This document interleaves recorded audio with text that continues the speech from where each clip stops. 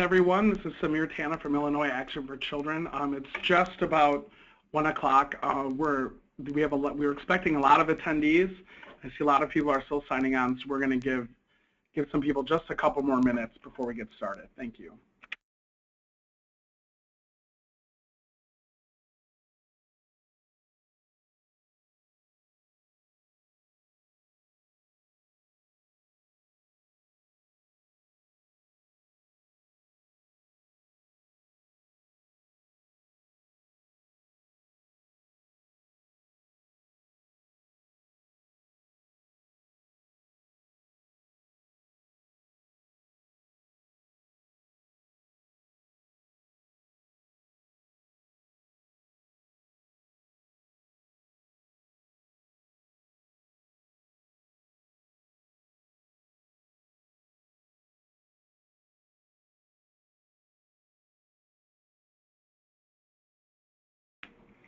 All right, good afternoon, everybody. Again, this is Samir Tanna from Illinois Action for Children.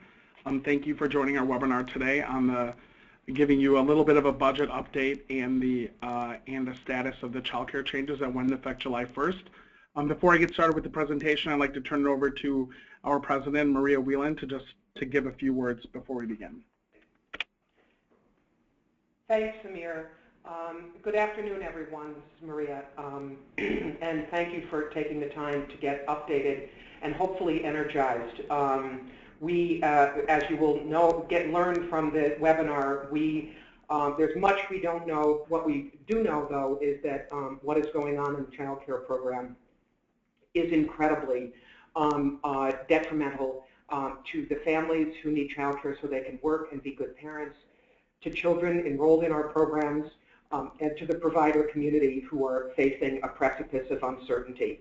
I urge everyone to use your anxiety in a creative way, to use it powerfully, to be in touch with your elected officials, with your state reps, your state senators, with the governor's office, and demand that we get a fix both to the state budget impasse and to the terrible, terrible program modifications that have been put in place. Thank you again for being on the webinar, and please, everyone, this is not a time to be frightened, it's a time to be angry. Thanks very much.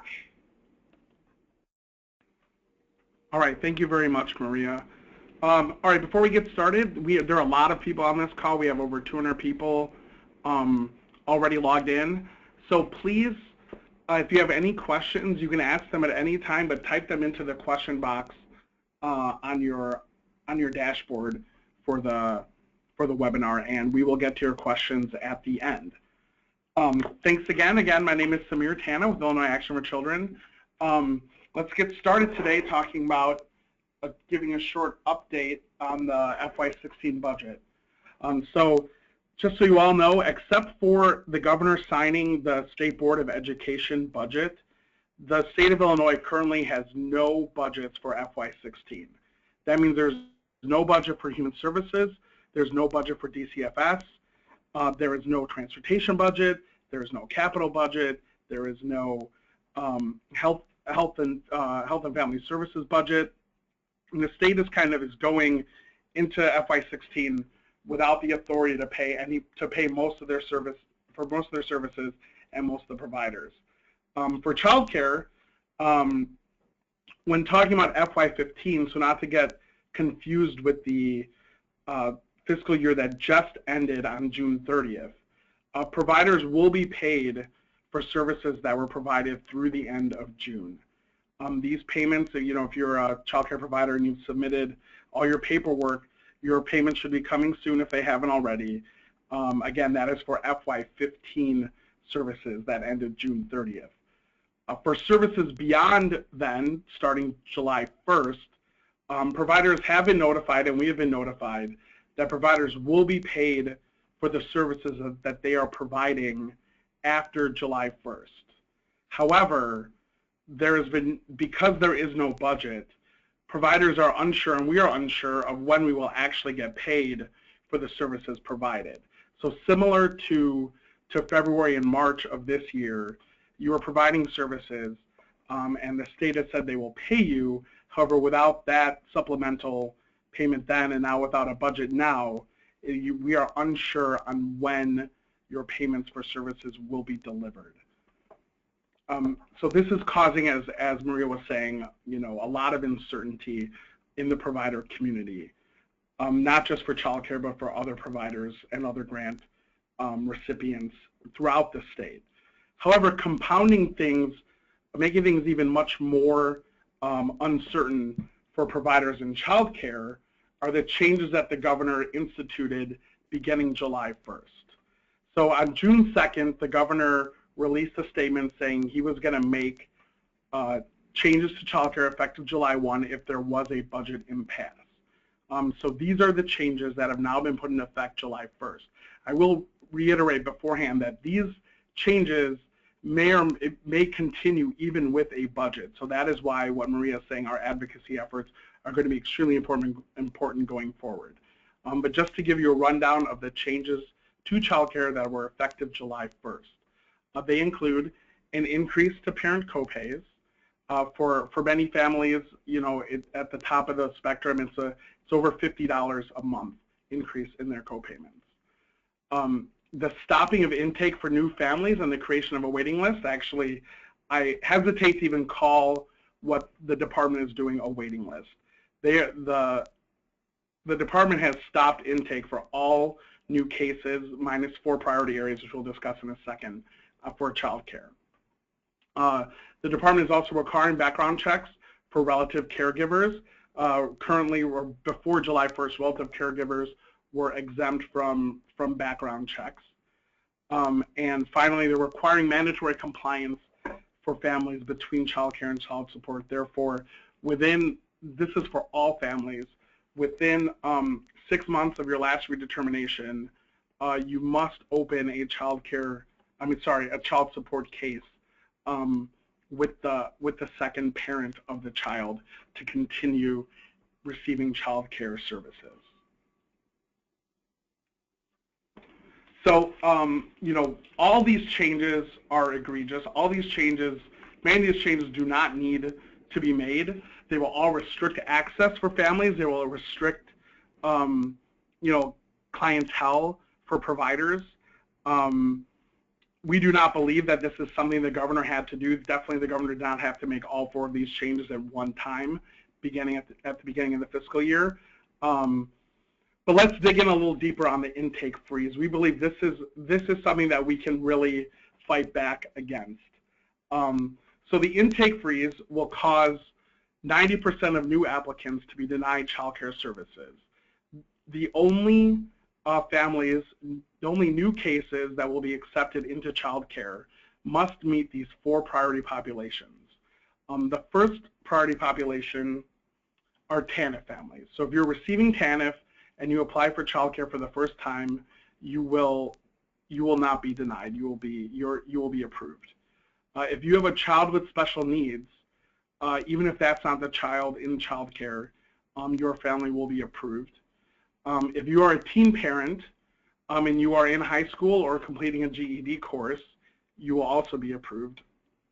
And if you're a family that earns below 50% of the federal poverty level, you will be approved for child care. That is a far cry from the 185% federal poverty level that is currently in law. So what does 50% of federal poverty level mean? For a family of 2, you would need to earn below $664 a month instead of the current level of $2,456 a month. For a family of 3, you would need to earn below $838 a month instead of the current $3,098 a month. For a family of 4, you would need to earn $1,011 a month instead of $3,739 a month.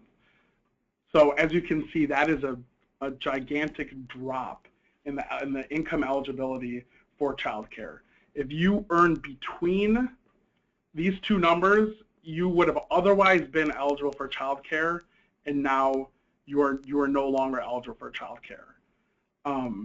So just to be clear, these are for new cases.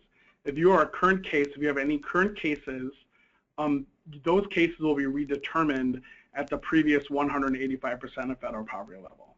However, if you have new parents or new families, let's say they just get a job or they're deciding to go back to school this fall, those families will not be eligible for child care unless they earn at these new income levels for a family of 2, 3, and 4. We do have a bigger chart, and we will post that online. And many of you providers should have received it in the mail already. So guys, these are the changes to childcare. They're egregious, they're horrible, they will continue to be in effect unless we band together and pull our advocacy efforts together and really make this known to not only the public but to the legislators that these changes will devastate the early childhood system and will devastate low-income families throughout the state. So what are our next steps here? So the first thing is, the General Assembly remains in a continuous summer session. They're going in every week or every other week, and they're down there usually every Tuesday and some Wednesdays debating several topics. Among them is the FY16 budget, but there's a lot of other things going on as well. As many of you know, the governor has what is called a turnaround agenda, and he has stated that without these non-budgetary changes or reforms, as he would call them, unless they are passed, he will not agree to an FY16 budget, and certainly will not agree to an FY16 budget with the revenue needed to make sure that these changes do not need to continue to be in effect. So that is what's going on now. They're currently at a stalemate. We do not see an end in the near future. However, there are a few pressure points that are going to happen in the next couple months that we believe may force the hand of the General Assembly and the governor to come to a resolution to this FY16 impasse. One of the pressure points is the beginning of school. Beginning in mid-August, children will be enrolling into kindergarten. Many of them will also be enrolling into the kindergarten readiness programs of Preschool for All and Head Start. Without childcare, without the childcare budget being signed, many of these programs are already having a hard time enrolling children because these are half-day programs and they rely on childcare to fill out the full day for children so that it better meets the needs of those families and the child. That is one pressure point that is coming.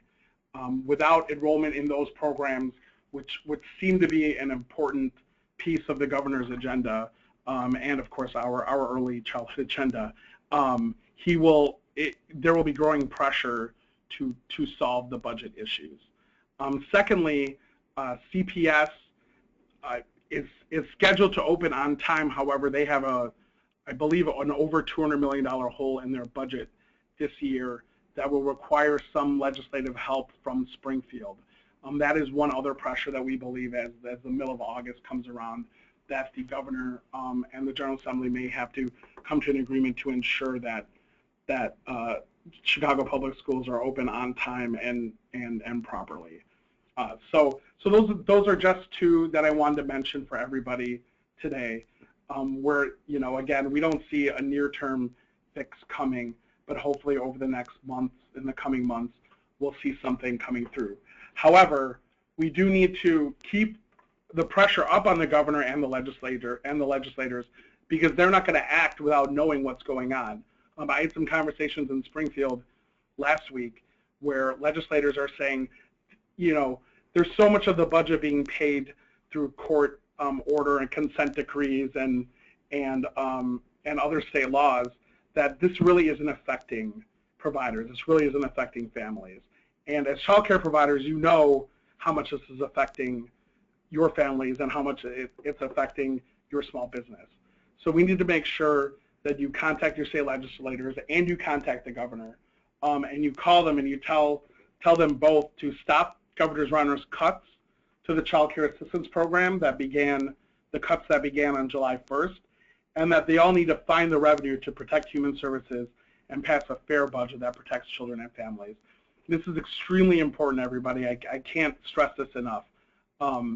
Without adequate revenue, the cuts that the governor has put into place, the programmatic changes to child care, will definitely remain in effect. Our one way to get around, to get past these cuts and to get them mitigated is to have a budget passed with the adequate revenue needed to make sure that child care and other programs are fully funded at last year's level, and to ensure that they can continue moving forward without drastic changes.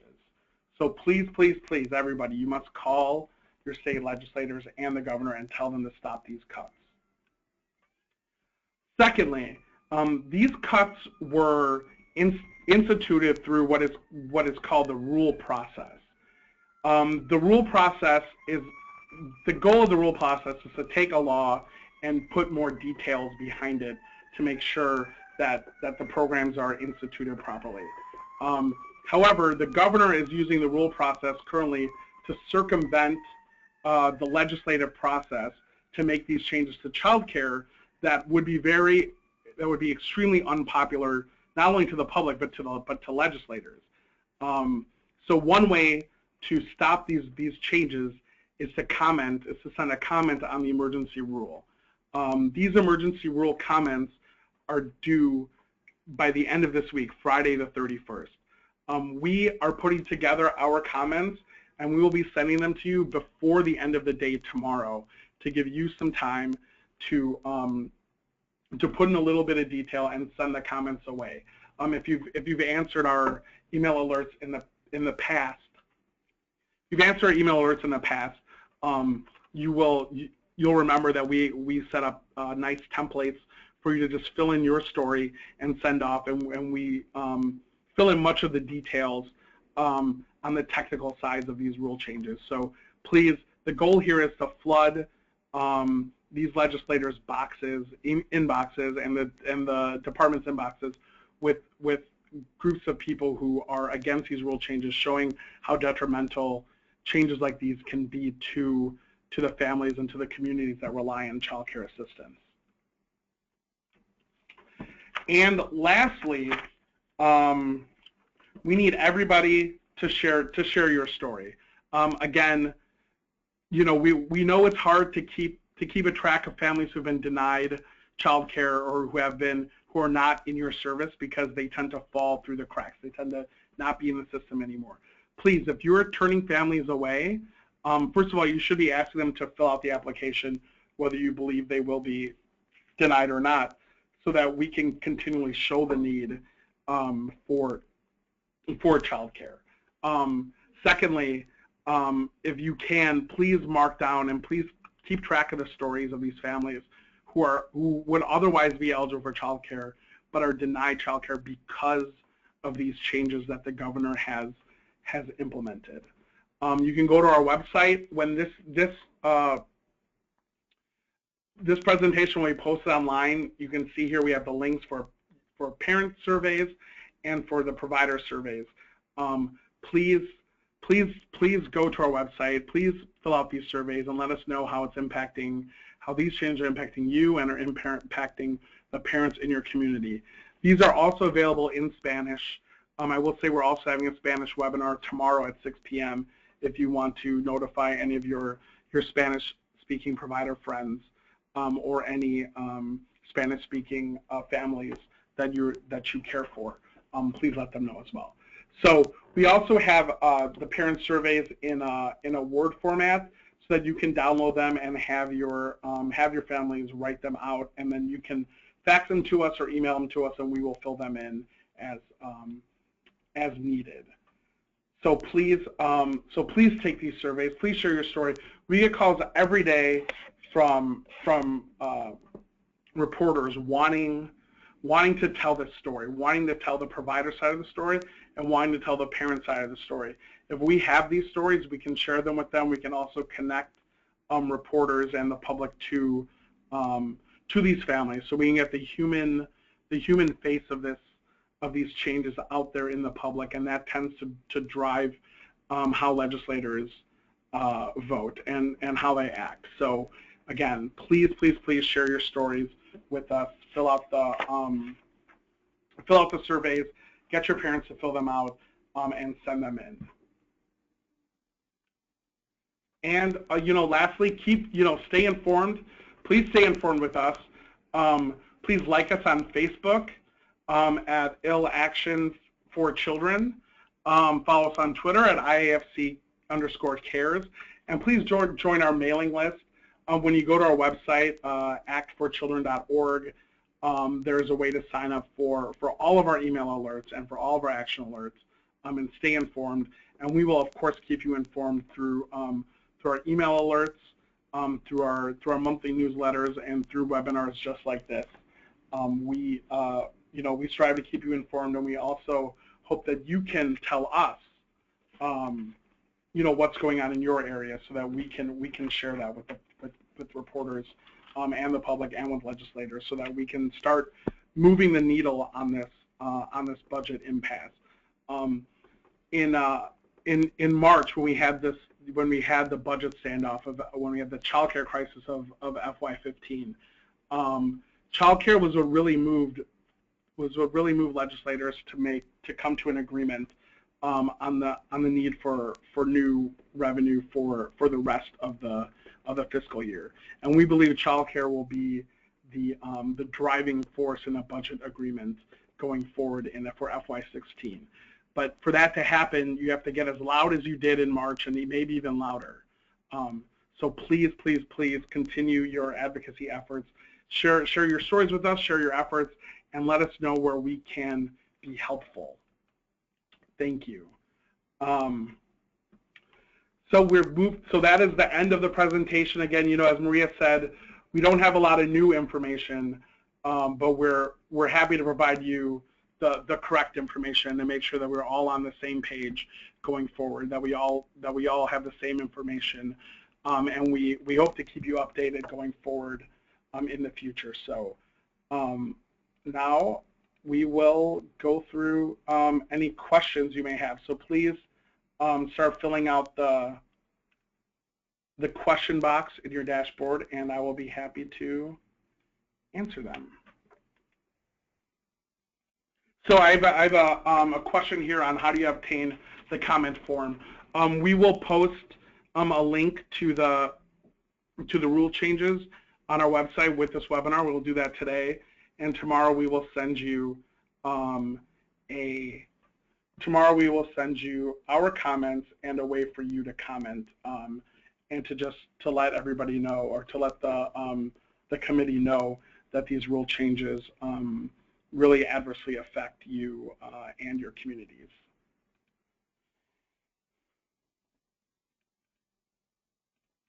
So how do we download the surveys? That's a good question. We have surveys. The surveys are on our website at actforchildren.org, and in the kind of halfway down the page on the left side, there is a link there for the surveys for you to comment, for you to fill out. Sorry. And then this obviously, as we do with all of our webinars, we are recording this.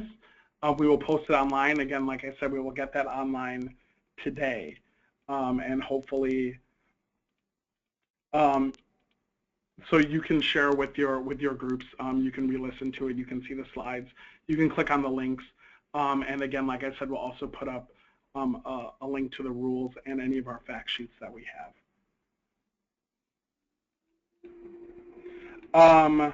Somebody's asking here, is are child care providers eligible for any interest for delayed payments?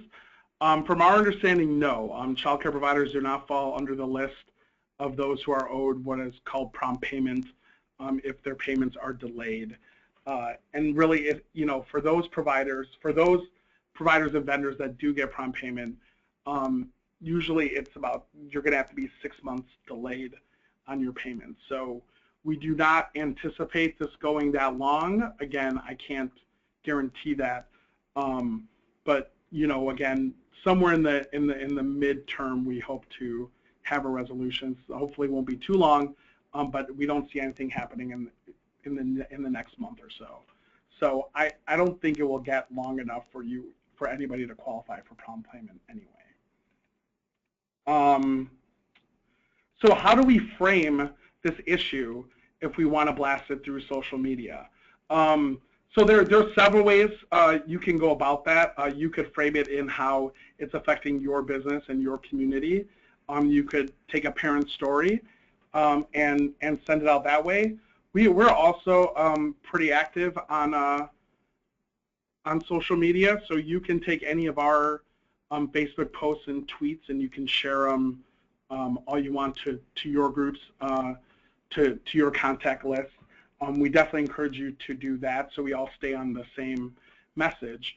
However, if you do have a compelling story to tell, I believe you should tell it and share it with your groups. And you can give me a call or shoot an email, and we can share your tweets as well.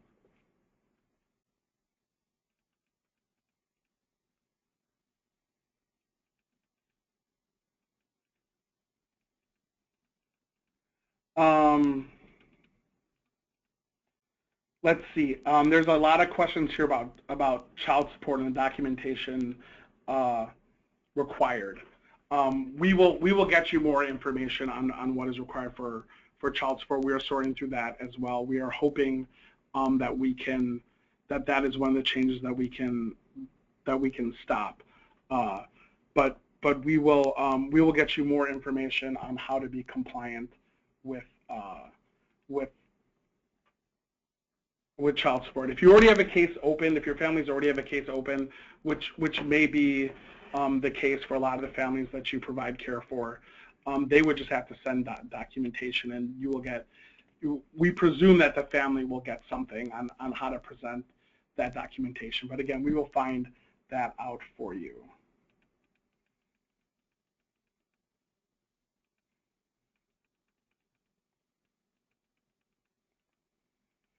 All right, it looks like that is most of the questions. Again, everybody, we've recorded this. We will put this online. We have fact sheets for you to use with your legislators, for you to use with your families. We have a fact sheet on how to make calls to your legislators and to the governor. We have those in English and Spanish on our website. We will put them up with the materials from this webinar. And since there are not many more questions here, here's a good one. Who will be tracking the number of denied applications of CCAP, and will families be kicked off CCAP immediately after 6 months if there is no child support case opened? Again, good question. So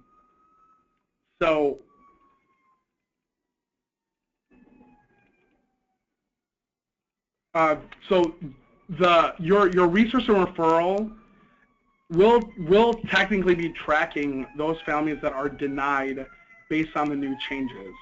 However, we know that providers and families, often if they know they're going to be denied services, will not apply for the program. So we're encouraging all of you to encourage families who would have otherwise been approved for child care that will be denied only because of these changes.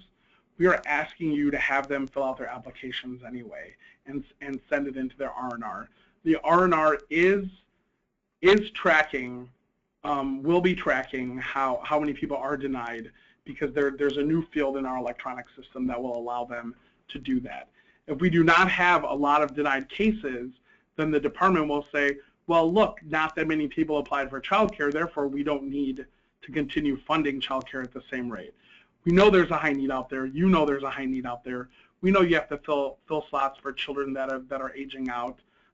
We know that you have to fill slots for parents that are now that will become over income, and now you have an open child care slot at your center or your home. So please have your families fill out the applications. And then the second part of that question is, will they automatically be denied if there's no case open? Again, we have not been told the exact procedure. So unless the parent has, unless you've received information on what you should do,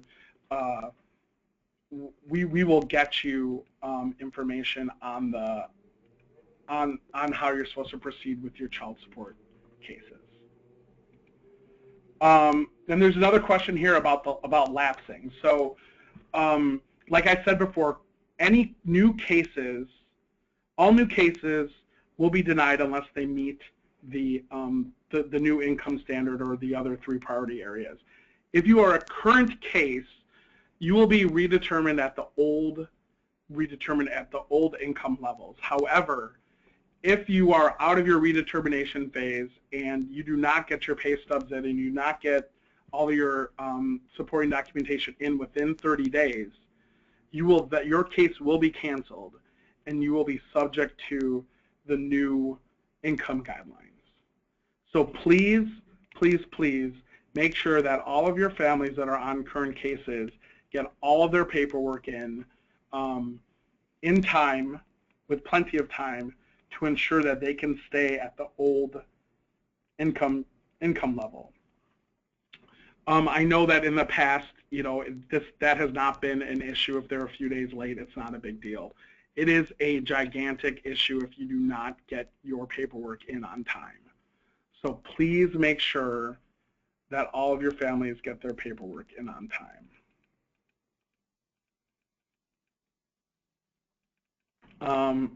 All right. There's a couple questions here about how these cuts are really counterintuitive to trying to to making our state better. That is definitely true. When children do not get these kindergarten readiness programs, do not get quality child care, they're at higher risk of missing school, not graduating, earning less money in the future. They're also more likely to be incarcerated, as well as being in the DCFS system. Early childhood and child care is an investment that the state needs to continue to make. By not making these investments, they're actually disinvesting in these children and in these families who are trying to do better every day. So yes, that is one message you can use on social media as well. Everybody, this is early childhood and child care is a really good investment for the state. It's investing in families. It is, for lack of a better term, it is our turnaround agenda, right? Families in this program tend to earn more money. Their children have higher educational attainment and are less likely to be in the criminal justice system if they're in a high quality program and if they have access to those programs. So this is really an investment, and by taking it away, we're actually disinvesting in children and moving away from our early childhood goals.